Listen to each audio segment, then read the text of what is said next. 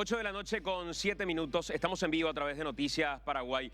Doctor Jalil Rachid, ¿cómo estás? Bienvenido. Gracias por acompañarnos. Bien, gracias Santi por la invitación. Un placer estar acá en tu programa contigo, toda tu audiencia. ¿Qué fue para vos la causa Curuguatí? Un joven de 33 años en ese momento tomando una causa después de un par de meses.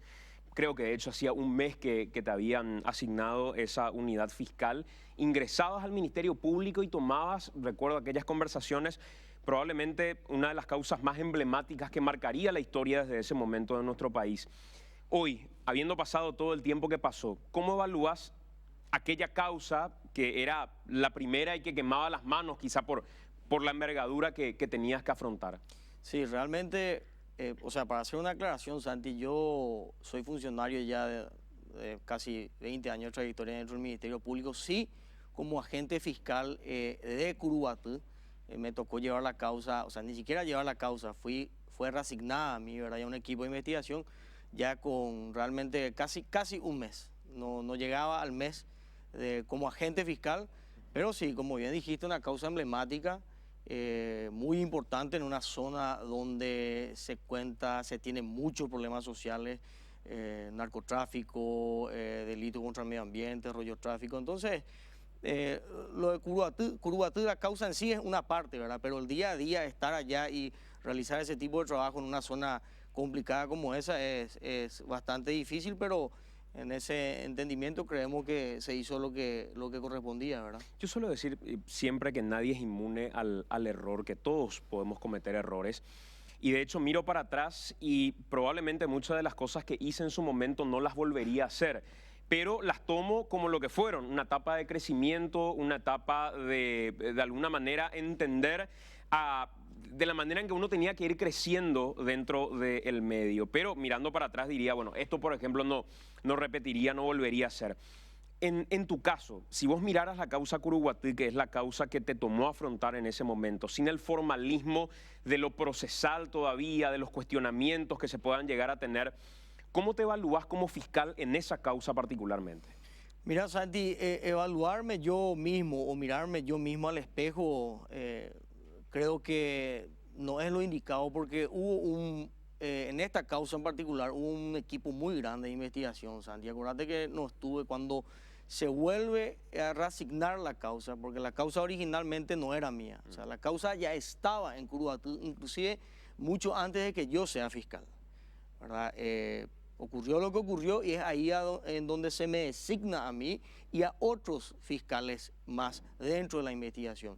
Yo en concreto, Santi, te puedo decir que estoy totalmente orgulloso del trabajo que mis compañeros fiscales y demás funcionarios del Ministerio Público hicieron en esa causa, la actuación que les tocó a ellos. Yo estoy totalmente seguro de que se trabajó bien y estoy orgulloso de los compañeros que tuve en ese momento. Inclusive, ya con posterioridad en el juicio oral y público, yo ya no estuve, yo habré estado un 10 o 20% del transcurso del juicio oral. La causa fue llevada por fiscales de primera, ¿verdad? Y se consiguió una condena. Independientemente de lo que sea la discusión del fallo, tres fiscales que llevaron a cabalidad lo que fue dentro de lo que es el sistema procesal penal, ¿verdad? Yo estoy orgulloso de ellos y del trabajo que hizo mi institución. Por eso es que nosotros como Ministerio Público, porque este fallo, Santi, este fallo no es un ataque a Jalil Rachid, al agente fiscal Jalil Rachid. Este ataque es un ataque al Ministerio Público, por eso que causa tanto agravio a nivel institucional. Con respecto a eso, doctor, entrando ya al tema propiamente, quienes en aquel momento estábamos en el lugar, veíamos la manera en la que la evidencia, el lugar, el sitio era contaminado. Y se contaminó de diferentes maneras, de diferentes formas, con lo cual ya se hacía prácticamente imposible cumplir con aquello de la inmediatez que requiere una prueba, porque muchas de ellas de verdad, si se dejaba pasar todavía más tiempo como para poder incorporarlas y que sean parte del proceso de investigación, se iban a terminar perdiendo y deteriorando. No teníamos la bola de cristal como para decir esto va a ser un elemento para que a futuro caiga toda la causa, pero suponíamos que podía llegar a pasar y lo cuestionamos públicamente en diferentes informes realizados de manera pública. Cuando ahora la sala penal dice que hay pruebas que fueron incorporadas de manera irregular y otras que no fueron solicitadas siquiera por el Ministerio Público cuando eran relevantes, es que uno dice, esto tiene, por lo menos de mi parte, creo, tiene consistencia con las críticas hechas en aquel momento a Jalil Rachid. Es ahí donde te pregunto si vos estás convencido de la buena tarea realizada. La causa era compleja, pero terminó mucho más compleja, doctor, cuando elementos fundamentales que podían explicar de alguna manera o hipotetizar ciertos escenarios terminaban siendo descartados o terminaban siendo incluidos de manera irregular, como alguna escopeta que apareció por ahí, una Maverick que fue encontrada en realidad en una iglesia unos días después de la masacre y se incorpora como un elemento de prueba dentro del juicio. Ese tipo de cuestiones, doctor, ¿no te parece que es el fallo de la sala penal la concreción de la falta de pulcritud en el proceso llevado adelante? Bueno, a ver, Santi, haciendo un análisis de lo que fue el fallo realmente, la sala penal, o sea, la sala penal que fue integrada, incurrió en varios errores jurídicos procesales que no pueden incurrir. Por ejemplo, La valoración de la prueba que vos estás diciendo no es una operación que le está facultada al Tribunal de Casación, o sea, a la Corte Suprema de Justicia, a la sala penal. Yo leí el fallo, Sandy. yo también. Y a mí, mi criterio personal es una canallada jurídica. Porque el proceso penal se divide en etapas, ¿verdad? Bien sabes, ¿verdad? Tenemos el juicio oral, en donde las pruebas obtenidas durante la etapa investigativa y después de haber pasado el filtro de la audiencia preliminar, son expuestas, o sea, son explotadas al máximo realmente en ese juicio oral, ¿verdad? Solamente el tribunal de sentencia puede observar y valorar esas pruebas. Ni siquiera el tribunal de apelación puede hacer esa valoración, Santi. Y en este fallo se puede observar eso, Santi. Demasiados errores. Uno diría, no puede ser, esta gente se tiene el concepto de que es plenamente capacitada, sí, son doctores en Derecho, pero no es así. De hecho, el fallo en sí tuvo ya un error que nosotros pudimos observar en su momento, que posteriormente trató de ser corregido. A través de una aclaratoria. Que fue mal, que fue mal. ¿Entendés? Entonces, al hablar de cuestión probatoria, el tribunal, la sala penal de la Corte no puede hacer esa valoración de las pruebas. Te pongo como ejemplo nomás, ya que pusiste el ejemplo de la escopeta. Nosotros en nuestro relato fáctico, nuestra acusación, y durante el juicio oral se demostró que cuando el subcomisario Erben Lovera efectuó un sobrevuelo sobre Campos Morombi, ya cuando él estaba arriba en el aire le dispararon, efectuaron disparos, ¿verdad? Que venían del grupo de ocupantes. Entonces, esa circunstancia es algo que tiene que ser valorado solamente por el Tribunal de Sentencia, Santi. Y esa circunstancia particular fue nuevamente revalorada en ese fallo. Eso no se puede hacer, Santi. Ahora, doctor, lo que sí puede hacer un tribunal de alzada, en este caso la integración de la sala penal, sin entrar a revalorar las pruebas, sí, que claramente eso, en uno de los párrafos, se aclara que no hubo una revaloración de las pruebas, sino lo que hubo fue la aplicación de la sana crítica, presente o no, en la manera en la que se llevó el juicio en general. Y si las pruebas tenían algún tipo de relación con el relato fáctico de los hechos. Y ahí es donde dicen ellos, acá hay cuestiones donde incorporaron elementos de prueba o rechazaron elementos de prueba que eran determinantes incluso para sostener el relato fáctico. Yo, dentro de una sentencia, podría perfectamente en mi relato de los hechos o en mis consideraciones de los hechos armar una hipótesis fantástica. Pero si eso no tiene relación con los elementos de prueba o no tiene relación con lo que termino resolviendo probablemente, uno de los vicios, el de la motivación aparente que tiene, es suficiente elemento como para que la sala penal obre como obró finalmente. Y creo que es lo que sucedió, doctor, al leer. No hay ningún elemento como para decir revaloraron pruebas. Lo que aplicaron es el criterio para saber si existía congruencia entre lo que se pretendía instalar como verdad y lo que se logró probar como verdad. Claro, pero Santi, es una cuestión muy técnica, ¿verdad? Y volviendo otra vez al punto ese que estaba diciendo, ¿verdad? Y poniendo como ejemplo, uno de los ejemplos que te puedo decir, ¿verdad? del caso del sobrevuelo del helicóptero, está bien lo que decís y está bien lo que en teoría debería haber sido, pero el tribunal, o sea, la sala penal integrada no puede decir jamás no tuvieron la intención o no es lo que demostraba. Eso no les está permitido y eso es lo que dice el fallo. ¿Cómo ellos van a valorar y van a determinar cuál fue la verdadera intención de estas personas cuando efectuaban un disparo? Porque es lo que dice Cristóbal Sánchez en su voto. Si ellos querían esconderse, no hubiesen efectuado un disparo. Eso no pueden hacer, Santi. Está mal. Entre las diversas cuestiones que ellos hicieron, ¿verdad? Después tenemos miles de falencias procesales dentro del propio fallo. O sea, me decís, no hay ni un... Emiliano Rolón, yo lo escuché, me enviaron un video que vino acá a tu programa diciendo, y vos le preguntaste, ¿verdad? La invasión de inmueble ajeno se terminó. ¿Se terminó o no? ¿En qué quedó? No te respondió, Santi. ¿Y sabe por qué no te respondió?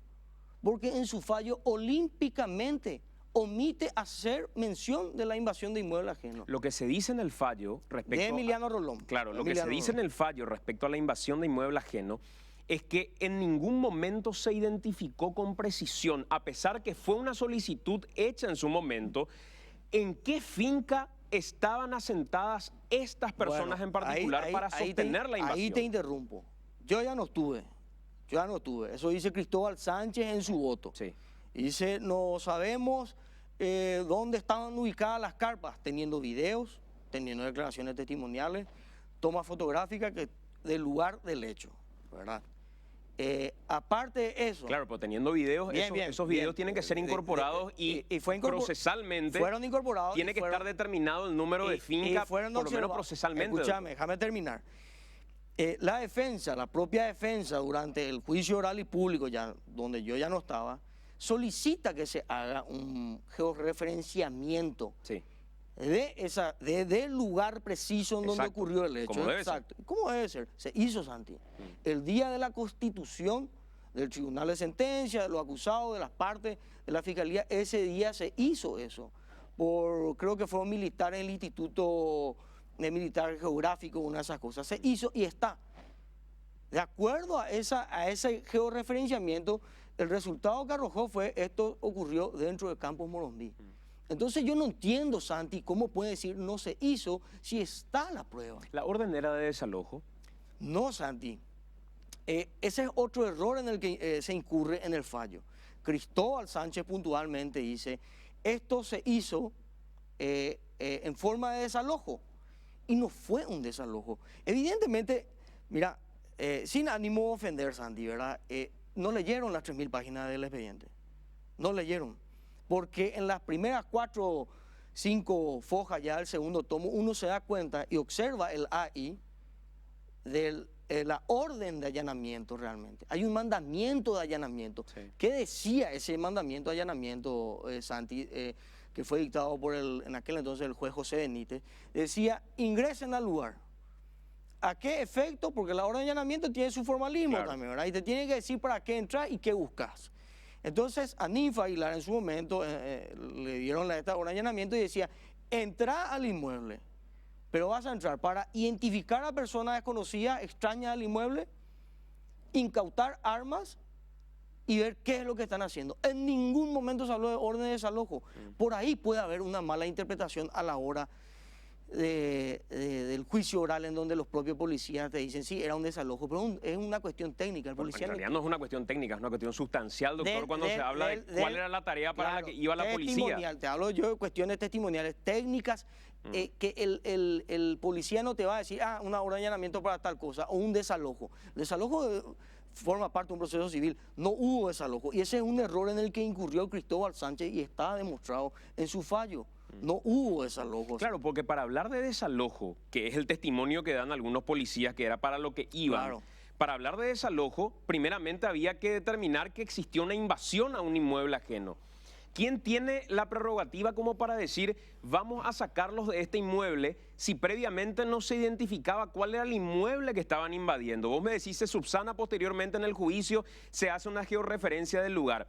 Pero inicialmente, vos aclarás que no eras parte ya de ese momento, no se hace ese establecimiento del lugar con precisión como para decir, se identifica la zona, pero la zona era una zona donde había una línea delgada respecto a si se trataba de Marinacue o se trataba de Campos Morombi. Entonces, ese es uno de los primeros elementos que sí está dentro de esta sentencia en particular.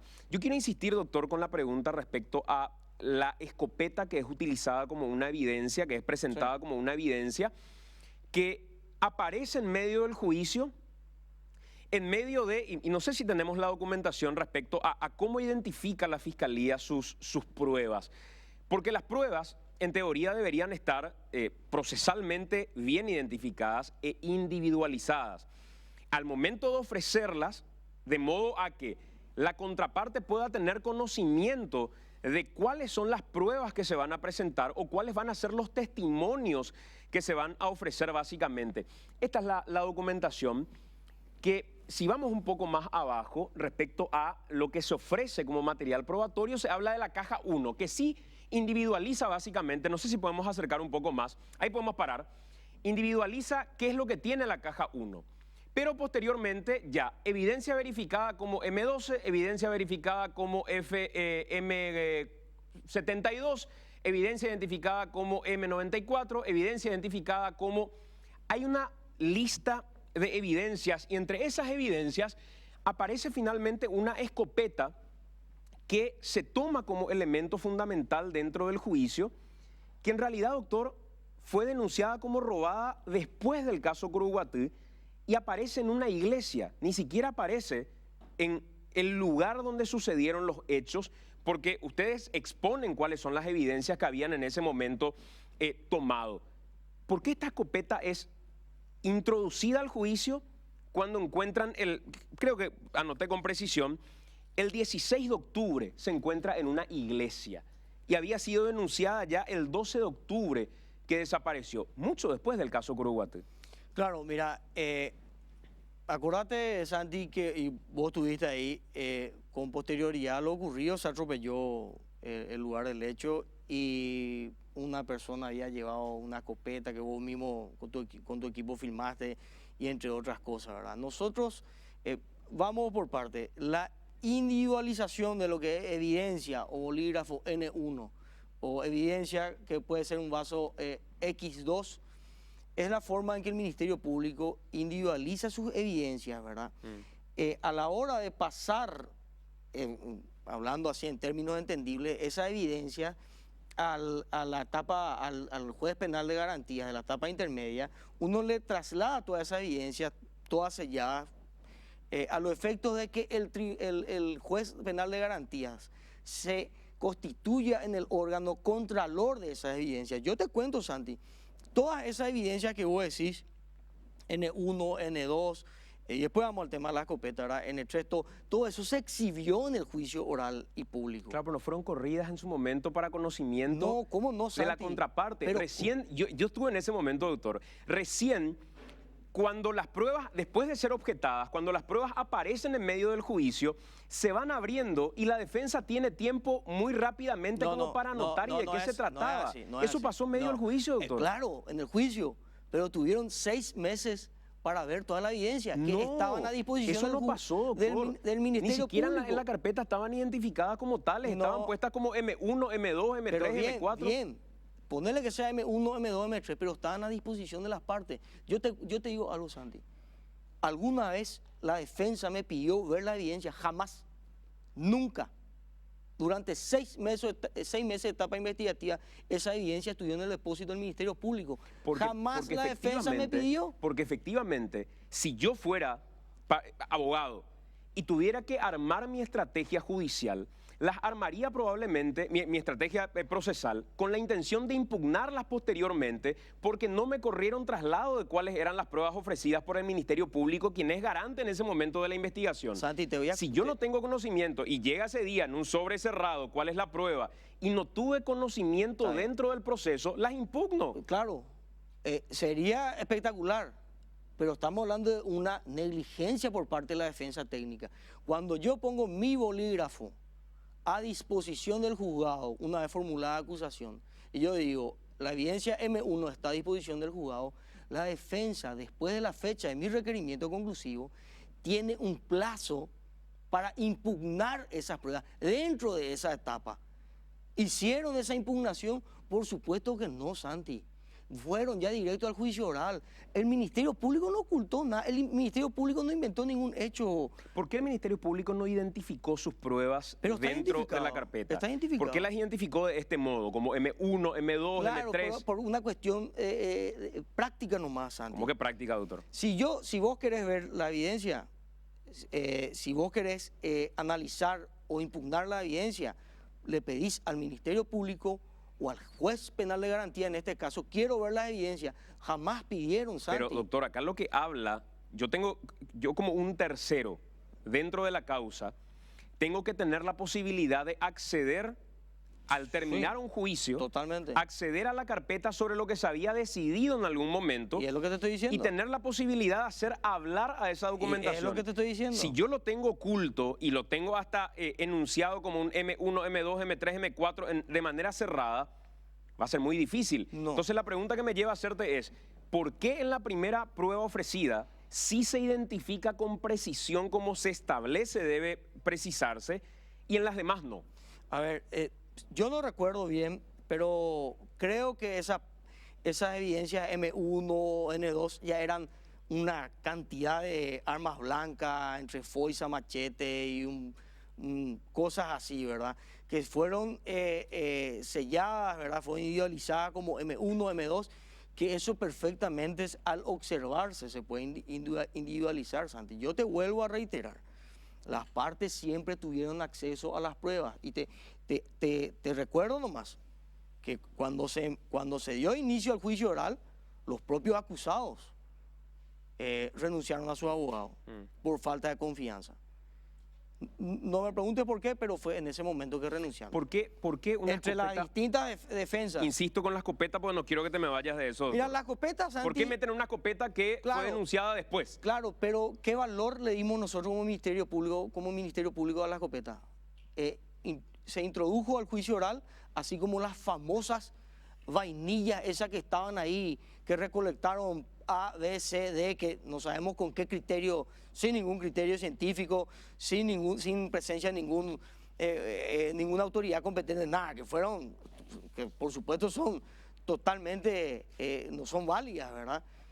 Igualmente fueron ofrecidas esas evidencias, igualmente siempre estuvieron a disposición de las partes, ¿verdad? Lo que pasa es que yo no puedo tener una bolsita llena de casquillo o de, no sé, cualquier cosa pegada o presillada a mi carpeta fiscal. Para eso está el depósito de evidencia del Ministerio Público. ¿Qué valor se le dio a esa escopeta que se encontró? Que no, sí, nosotros pensamos que podía tener alguna relación. Si tiene relación, pues bien tiene. Si no tiene, no tiene. Entonces se incorporó, entre otras tantas pruebas más. Eso no hace la nulidad del caso, Santi. Tenemos la charla del doctor Jalil con Carlos Peralta cuando precisamente habla con respecto a las pruebas o evidencias, mejor dicho, que fueron recolectadas en el lugar. Pongamos un poco al aire, por favor. Doctor Jalil Rashid, ¿cómo está? Buen día, Carlos. En la institución o el instituto que dirige Domingo Laino, ayer prácticamente echó por tierra toda tu investigación, según ellos, al señalar que existieron ráfagas que se dispararon en la matanza de Morombí. ¿Qué puede decirnos al respecto usted? Y el origen de esa supuesta investigación es un origen político. ¿Qué es lo que buscan los políticos? Buscan votos. Ahora, también ellos presentaron un video donde supuestamente se escucha una ráfaga de ametralladora. ¿Ustedes también comprobaron que no se usaron ametralladoras, doctor?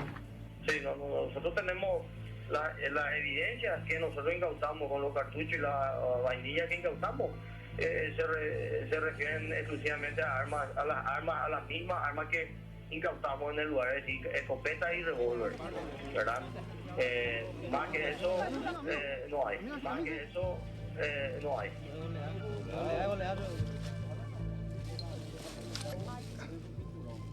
Goma lacrimógena, hoy 9 milímetros a FAL.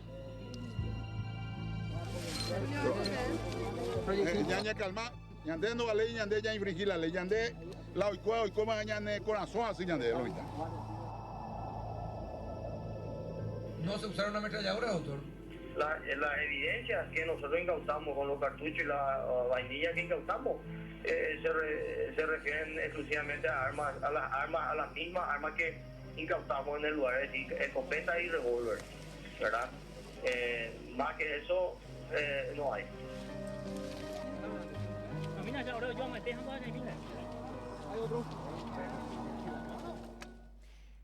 Primero, ¿por qué se escuchan esos disparos con cadencia? Esos segundos que si uno los mira después con detenimiento, hay una plataforma de investigación efectivamente que llevó también la causa, digamos, en paralelo de algún modo, que hace notar esto que dice Carlos Peralta en un momento, y se escucha efectivamente. ¿De qué es esa cadencia de disparos que hay en un momento determinado dentro de este video que es lo que muestra lo que sucedió? Bueno, Santi, lo de la cadencia de disparos, en síntesis, se trató de instalar que fue una ráfaga de ametralladoras, ¿verdad? Siempre se explicó, y más todavía en el juicio oral, que los disparos fueron efectuados en forma simultánea de todos los sectores, ¿verdad? Tratar de medir la cadencia de disparo, o qué tipo, si fue por el ruido, por el sonido, si es o no una ametralladora, algo así, es imposible. Yo traté y no hay. No hay forma de probar eso. En el laboratorio forense no pudimos probar. ¿Se hizo una pericia de eso? Sí, hay un informe sobre eso. Pero una pericia solicitada formalmente para eso. Es un pedido, un oficio, no tenía no recuerdo si fue una pericia, pero hay una contestación en donde dice no se puede medir la cadencia de disparo. Ahora, yendo al punto de lo que fue ese famoso informe de la plataforma, a mí me llamó la atención porque en ese informe ellos mismos sostuvieron y dijeron que consultando a la Policía Científica Española, los ruidos que se escuchan en esa filmación, en ese audio, provienen de armas de grueso calibre. Santi, nosotros oficiamos a la Policía Científica Española de acuerdo a ese informe de esa plataforma. ¿Y qué nos dijeron desde España? Jamás vinieron a consultar nada acá, ni jamás nos pidieron por oficio. O sea, no sé de qué estaban hablando realmente, ¿verdad? Ocultamiento que yo estaba tratando de ocultar, si yo era el que estaba interesado en saber si era o no una cadencia de disparos relativa a un arma, una ametralladora. Yo libré un oficio y pedí un informe y no había forma de medir. Es más, el informe mentiroso de esa plataforma decía que ellos oficiaron a la Policía Científica Española y nosotros desmentimos eso por vía exhorto, Santi. Nos informaron que jamás nadie preguntó nada en las causas, ni se acercaron, ni nada por el estilo. ¿Qué relación tenía con lo que sucedió en Curuguatí eso que te entregan propias manos y vos entregás a un tercero, no sé quién era, Julio Colmán? Claro, esos cartuchos ya de gases lacrimógenos, porque acordate que cuando se inicia esa balacera, Santi, los policías empiezan a utilizar los cartuchos de gases lacrimógenos y fue lo que se recogió en el lugar ya con posterioridad, ¿verdad? El día que se levantaron casi la totalidad de evidencia fue el día en que hasta ese momento todavía tenía intervención mi colega, la fiscal original del caso, ¿verdad? Yo ingreso a la causa. Voy al lugar porque obviamente la fiscal ya tenía miedo de irse al lugar por disposición del fiscal adjunto en su momento y me voy al lugar y es ahí en donde nos pasaron esta evidencia, ¿verdad? Que no sabemos de dónde pudo haber salido, Santi. Como tampoco sabemos de dónde pudieron haber salido los dos cadáveres que fueron encontrados ahí, no, si vamos a ir a esa misma lógica. Eso está demostrado también, Santi. Se hizo todo lo pertinente a la pericia y con relación respecto a esos dos cadáveres. Si la hipótesis es, o la declaración en ese momento era, rastrillamos todo el lugar, cercamos el lugar, ese lugar está custodiado, y sin embargo después, ante la ausencia de la policía, ante la ausencia del Ministerio Público o de quien estaba a cargo de esa investigación, los pobladores ingresamos con los pobladores y encontramos que todavía había cadáveres y que todavía había mucha evidencia no recogida en el lugar, ¿quién tiene que hacerse responsable de no haber custodiado la escena del crimen? A ver, te explico algo, Santi. No estamos hablando de una escena convencional del crimen como estás diciendo. Vos conocés el lugar, vos te fuiste. No había policía en ningún lugar. No, Jalil. totalmente de acuerdo. O sea, totalmente de el acuerdo. lugar puede ser complejo, pero si el lugar no tiene ni en una esquina un policía, estamos ante una falencia. Claro, porque lo que se pensó en su momento, Santi, y por la premura del tiempo, lo que se hizo fue en su momento fue levantar todas esas evidencias que hubo en el lugar, ¿verdad? Ese primer día del suceso. Se ingresa, después vos tenías varios frentes, tenías colectar la evidencia de ese día, tenías el hospital con la remisión de todos los cuerpos, o sea, estamos dispersos los fiscales, uno en el hospital, otro en la fiscalía, una serie de trabajos, ¿verdad? Evidentemente se iba a retomar, o se pensó en su momento que se habían colectado, ya que se habían recogido todas las evidencias en ese primer procedimiento, ¿verdad? Acordate que esos dos cuerpos que se encontraron después, Santi, fueron encontrados a 40 o 50 metros del lugar del hecho, en una zona de formación vegetal, ¿verdad? La vegetación era bastante tupida en aquel entonces. ¿Por qué se encuentran toda la evidencia que se encontró en ese lugar? Porque primero que cayó una lluvia esa noche y después que se avasalló, ¿verdad? Que entraron de todo frente. A lo que yo voy nomás es, siempre suele decir el doctor Lemire que para que hable la evidencia en un estudio pericial, es fundamental el trabajo del Ministerio Público a la hora de custodiar o dar la orden de custodiar el lugar, la escena del crimen.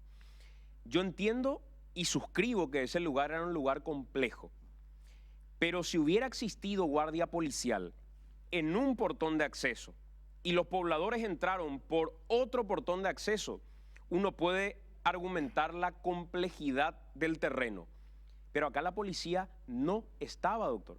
No estaba, y estos cadáveres nosotros los encontramos a la 1 de la tarde, y seguía sin llegar el Ministerio Público, seguía sin llegar la policía. Entonces, ¿cómo puede ser que hable la escena del crimen si la escena del crimen, por quienes estaban a cargo de la investigación, no fue lo primero que se cuidó de una manera en que nadie pueda finalmente tocar la escena del crimen? Claro, te vuelvo a explicar. Se llevó a cabo el procedimiento, ocurrió lo que ocurrió y se levantaron todas las evidencias en ese momento, ese día del procedimiento. Yo recuerdo que había un policía, una patrullera que era de la zona de Santo Domingo, que está a 20 kilómetros tras del lugar. Por ahí habremos tardado un poco en llegar, habré tardado yo, ¿verdad? Porque yo fui el que llegó. Acuérdate que el que llegó primero, yo llegué después de, no sé, Curuguatú está a 35 kilómetros del lugar. El trayecto, entre todo eso habré llegado y ahí es donde se encontraron todos estos demás cuerpos y en donde ya se intentó preservar las evidencias que estaban en el lugar, ¿verdad? Ahora me preguntás, ¿por qué no había un custodio o una guardia policial? Yo recuerdo que había guardia policial en uno de los portones. Yo te cuento que no, doctor, ahí se ingresó Claro, sin problema. Era la 1 de la tarde y seguía sin aparecer la policía. Uno de los portones que estaba hacia el frente, sobre la ruta, Santi. Pero por la ruta se entró, doctor. No, se entró por todos lados. No, de la ruta entramos nosotros. Santi, Campo Morombí, esa zona no tiene un solo ingreso. Doctor, y yo recuerdo que la gente ingresó por otros lugares también. Era por el portón del frente. Había un lugar en el que estábamos conversando todos con los pobladores, hasta que en un momento, en la ruta, los pobladores dicen, Yaiquea tú. Sí. Eso queda grabado desde el vamos en las imágenes de AM. Se ingresó de la ruta. No se ingresó a escondidas de nadie por ningún lugar, porque no había nadie. Es más, se le llama al Ministerio Público, creo que conversan con algún agente, asistente fiscal o con... Eso está grabado en el material, lo pueden ver. Y ante el hartazgo porque nadie llegaba, porque ellos estaban seguros que ahí adentro todavía había cuerpos, y tardaban y no llegaban, dijeron Yaiquea tú. Y ahí es donde se ingresa finalmente hasta Curuguatú. Mira la tranquilidad con la que se ingresa finalmente, caminando. Sí, yo recuerdo, es más, tuvimos procesados, imputados también por esa... Claro, pero no estaba nadie custodiando ese lugar. Entonces, si el lugar no estaba custodiado y era el lugar donde se había dado el crimen, ya es una primera falencia al no proteger la escena del crimen, doctor. Pregunto lo segundo, ¿por qué no solicitaron un informe forense detallado a partir de una autopsia a los cuerpos de las personas que murieron en Curuguatí para explicar con precisión científica qué pasó en Curuguatí? Porque yo puedo tener mis sospechas, pero si quiero sacarme todas las dudas, recurro hasta la última prueba que me permite la ciencia tener, la autopsia o eventualmente la exhumación de los cadáveres como para poder estudiarlos si no lo hubiera hecho en su momento. ¿Por qué no se hizo eso, doctor? Mira, Santi, el tema de la autopsia es una cuestión bastante técnica, ¿verdad? El Ministerio Público o el médico forense va a hacer una autopsia cuando tenga una duda sobre la muerte posible de la persona. Técnicamente, y de acuerdo a lo que dijo el doctor Pablo Lemir, acá no había ninguna duda que los policías fallecieron como consecuencia del shock hipovolémico ocasionado por arma de fuego, ¿verdad? Yo voy a hacer la autopsia cuando yo no sé si a mi víctima o a la persona que le quiero hacer la autopsia, no sé si murió envenenada, si la asfixiaron, le estrangularon mecánicamente, si hay una duda, pero era tan evidente la causa de la muerte que lo que se hizo, fue la extracción, que es una mini autopsia, ¿verdad? No tiene los rigores, la rigurosidad de la autopsia en sí, pero es una mini autopsia conforme a lo que dice Pablo Lemir. Lo que se hizo fue una inspección visual, doctor. No, ¿cómo si se inspecciona el cuerpo y se extraen los perdigones? Y si usted tenía la intención como investigador de que se sepa como investigador, porque Claro. Finalmente el forense puede querer algo, pero el principal interesado en que la causa se resuelva más allá de lo que crea un forense es el informe científico de la última prueba que se pueda solicitar, y esa sí es responsabilidad de Jalil Rachid. Claro, y nosotros estamos seguros de nuestra prueba, Santi. O sea, vos ya estabas seguro de lo que la declaración te podía decir. No necesitabas llegar a una prueba científica. No. Y es una prueba científica. No, la prueba científica que tiene base documental es la de incluso la exhumación que se pide y se rechaza en medio del juicio. Claro. Pero acá no se hizo. Nosotros tenemos una edición, y quiero aclarar que la edición no es nuestra, la edición es de Serpac, de un momento del juicio en el que es abordado Pablo Lemir en relación a esto en particular y qué es lo que le pide el Ministerio Público que haga con los cadáveres. Repito, esto lo pueden encontrar en la web, es un trabajo de Serpac respecto a Curuguatí. No es un material nuestro y queremos compartir con ustedes. Entonces vamos a llamarle al primer testigo. El licenciado Pablo Lemir. Si puede empezar, si puede explicar en qué consistió el trabajo pericial realizado, doctor Lemir. Recibimos los cuerpos y se toma la decisión de formar equipos de trabajo. En total se armaron 3 equipos con 2 médicos forenses cada uno, y obviamente a mí me toca hacer el informe conjunto de todo este trabajo por el cargo que represento. Y aclaro acá, más que autopsia, eran inspecciones corporales y extracción de evidencia biológica, no biológica en el caso de las municiones. Doctor, para determinar exactamente qué fue lo que produjo la muerte, ¿es necesario la autopsia? Lo ideal, y en un mundo ideal, toda muerte violenta es igual a autopsia. O sea, en un mundo ideal todo es igual a autopsia. En el caso del señor Erben Lovera, él recibe un total de 10, se observan 10 orificios. Lo que se extrajeron fueron 5 balines en total y recibe disparos de diversas trayectorias. Usted había hecho referencia sobre la necesidad de que los cuerpos lleguen con la respectiva vestimenta y también con las posibles armas. ¿Usted recuerda haber examinado alguna ropa de los efectivos policiales? Yo sinceramente no me acuerdo si traían o no prendas, pero de la ausencia de descripción que está ahí en mi informe debo colegir que no venían ya con prendas, ¿verdad? Doctor Pablo. Sí. ustedes han sacado placa radiográfica. Lo que está en el expediente son las tomas fotográficas. Las placas supongo que tiene el Ministerio Público o la Fiscalía. La herida número 5, en este caso ni siquiera tenemos la fotocopia de la placa radiográfica. No se agregó la foto de... ¿No se sacó medida del orificio esto? Se habrá sacado, doctor, pero si no consta, no voy a decir. Doctor, cuando se hace la inspección o revisión del cuerpo, ¿se mide la altura? ¿Cuánto mide el cadáver? La mayor parte de las veces sí. En el caso de Godoy no se hizo, ¿verdad? Por lo menos en el momento de escribir el informe no recordaba la dimensión o no la tenía anotada, por eso no pasó, para no mentir. Sobre la inclinación nomás, quería preguntarle, doctor. No puedo decirle la inclinación, doctor, ¿y sabe por qué? Porque ya la herida está suturada.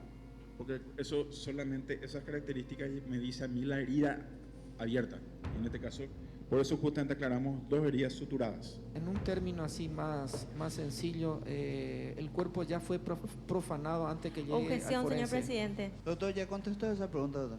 Doctor, en cuanto a unidad de medida, ya que se está refiriendo a corta y a media distancia, ¿cuáles serían tales unidades de medida? ¿Hasta cuánto o desde cuánto?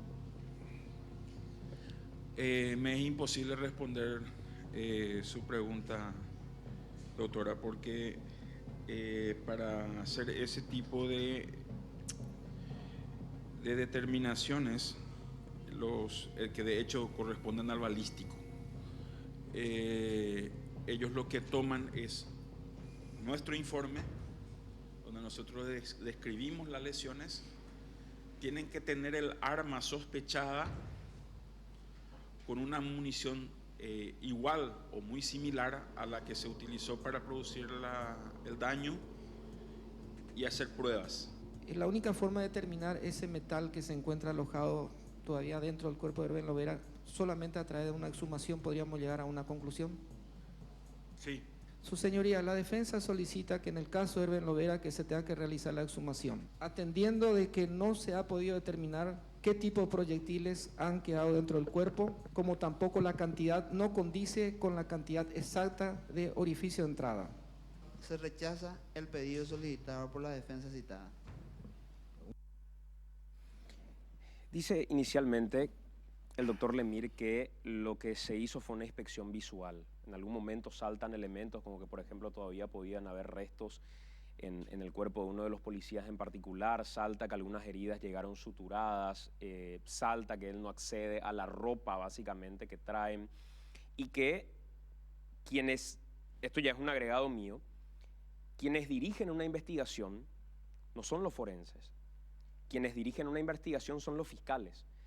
Yo lo que pregunto, doctor, es, si tu intención era contarnos a todos, contarle a la sociedad paraguaya qué pasó en Curuguatí, ¿por qué no pediste hasta la última prueba o evidencia que podía demostrar con elementos científicos qué pasó en Curuguatí? ¿Cuáles eran las razones, doctor, que te llevaron a evitar recurrir a elementos que podías recurrir? A ver, fíjate en algo, Santi. En su momento yo efectué dispusimos como Ministerio Público la inspección del cuerpo y que se saquen esas municiones de los cuerpos de los policías abatidos, ¿verdad? De todos realmente. Esa es un informe forense, una prueba científica, ¿verdad?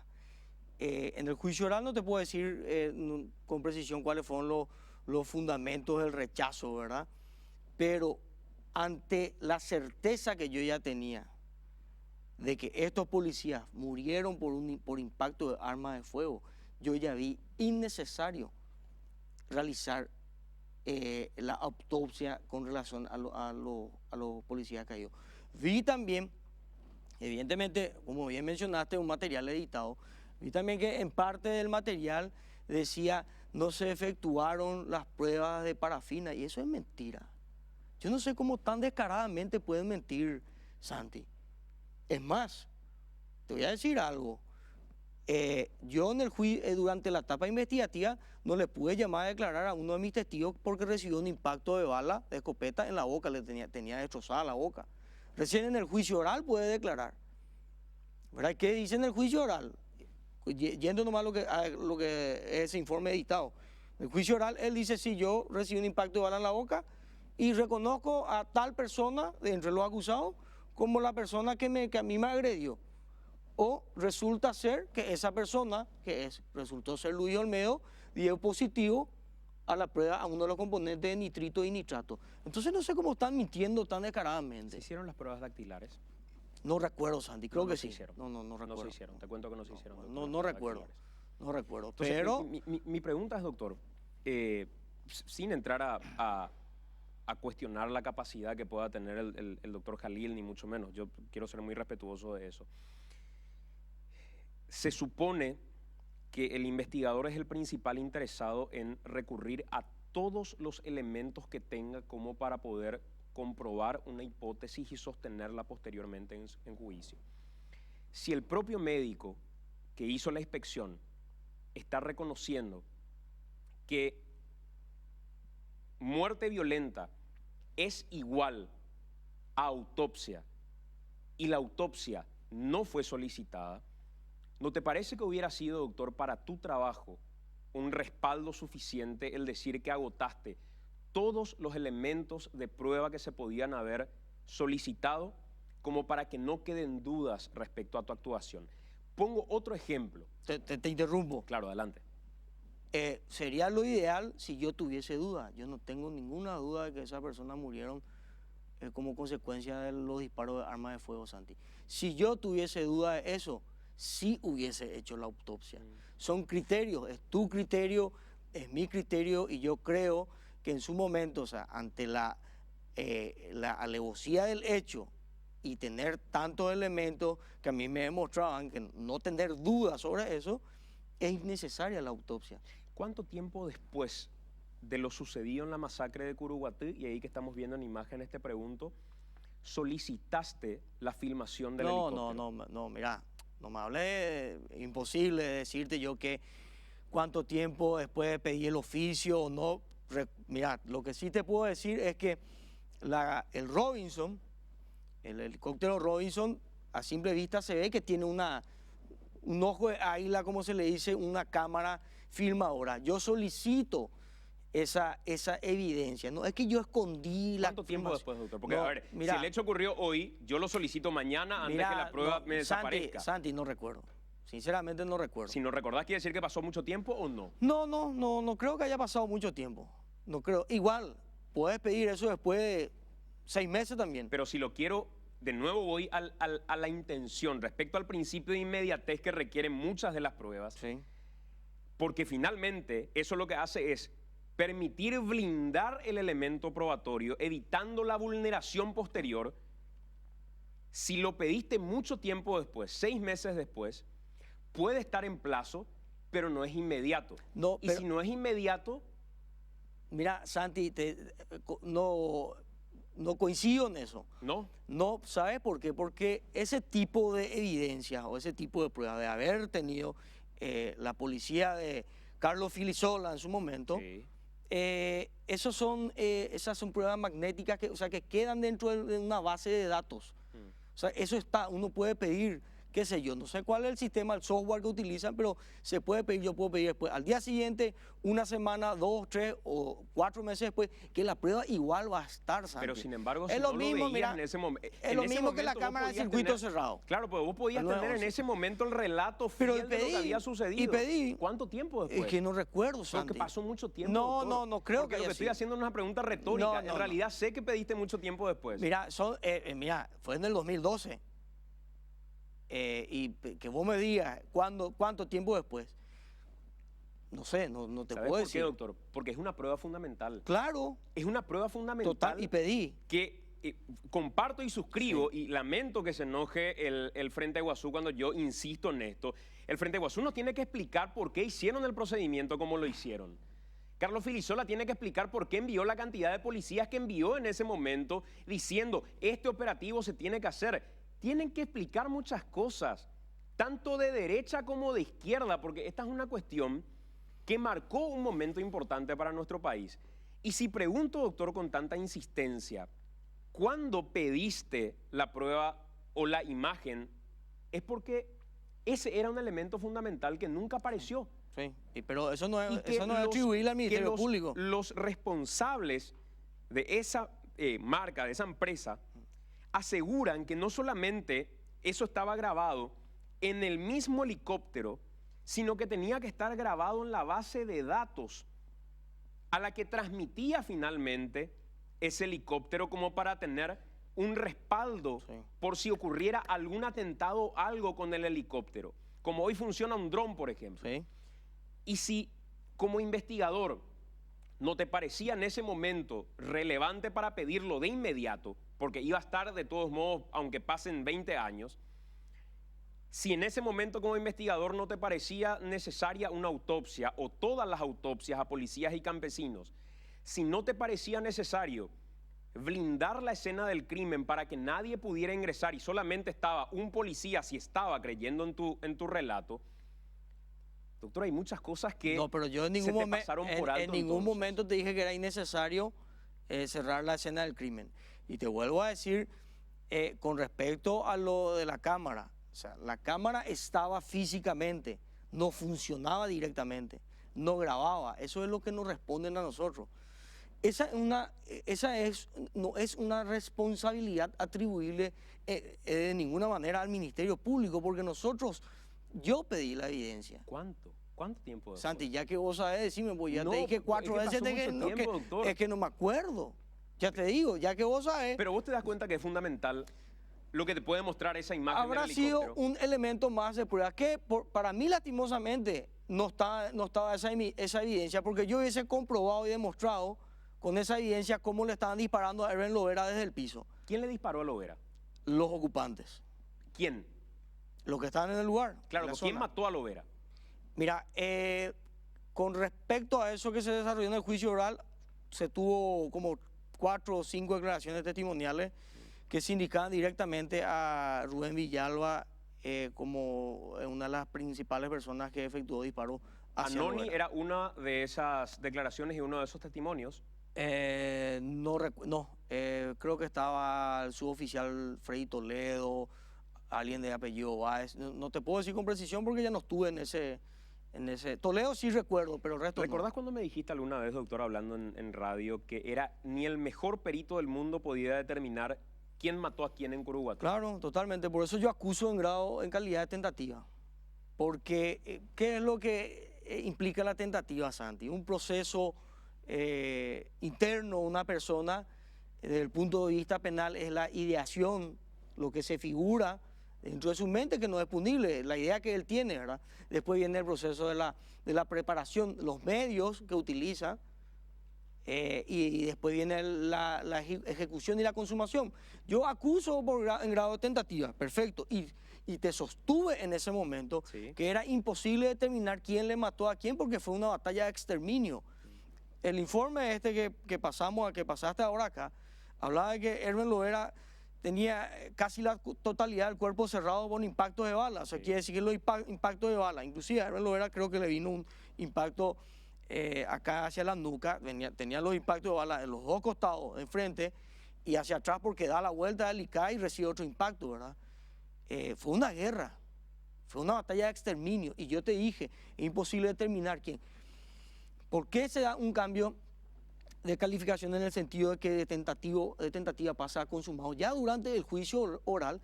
Porque es el momento procesal oportuno donde uno explota al máximo sus evidencias, sus pruebas, y los testigos que declararon en ese momento, al observar a los acusados, se indicaron, entre ellos, a Luis Olmedo, como te dije hace rato, le describió físicamente, porque acuérdate que algunos tenían tapabocas, una de esas cosas, a través de otros medios de pruebas que se fueron incorporando, ¿verdad?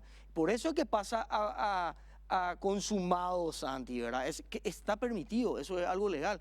Entonces, yendo a lo que es el fallo, yo no entiendo cómo, por ejemplo, Emiliano Rolón dice que habla de orfandad probatoria. Acabo de decirte yo, darte un ejemplo de las pocas pruebas que te puedo mencionar ahora rápidamente, cómo se demostró la culpabilidad de esta persona.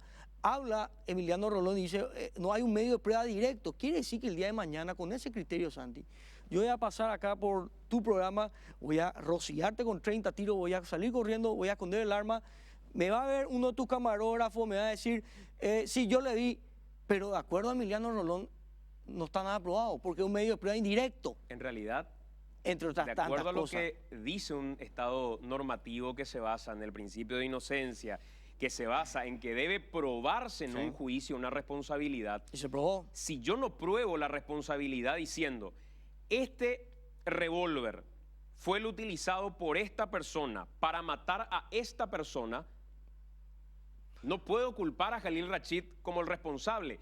Yo creo que en Curuguatí se hubiera investigado quién mató a los policías, quién mató a los campesinos o quiénes mataron a los policías y quiénes mataron a los campesinos. Se investigó, Eso no pasó. hubo una línea... Pero la única línea investigativa fue la de los policías como víctimas. Claro, ¿y qué vamos a hacer, Santi? A Y ver, hoy- te pongo como ejemplo. Sí. Te pongo como ejemplo.